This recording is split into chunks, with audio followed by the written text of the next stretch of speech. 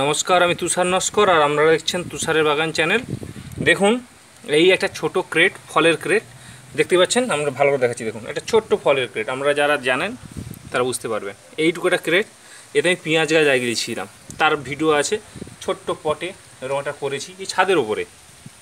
এতে কি করেছিলাম বলেছিলাম, শুদ্ধ গোবর সার আর মাটি দেওয়া আর খোল পচানি জল দেওয়া, একটা কিছু দেওয়া নেই। আমি হেল্পের জন্য বলেছিলাম 10-26 দিতে পারেন, ইউরিয়া দিতে পারেন, যারা ভালোবাসেন দিতে।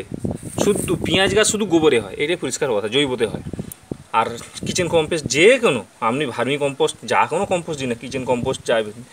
আচ্ছা দেখুন তো পেঁয়াজটা কত হয়েছে, সাজিয়ে রেখেছি। দেখুন, দেখাতে পাচ্ছি না কি জানি না, এটাকে বলে হয় মৌটি পেঁয়াজ। একটা বসালে অনেকগুলো করে হয়। দেখুন এই যে গোড়ায় দেখুন কতগুলো করে হয়েছে। এই দেখুন, এই যে দেখুন, এই যে দেখুন পেঁয়াজের সাইজ দেখুন।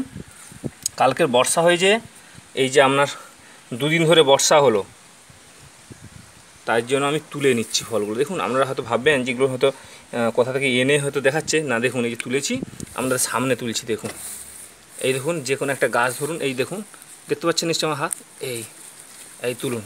আমরুলি শাকও প্রচুর হয়েছে, দেখুন উঠেছে।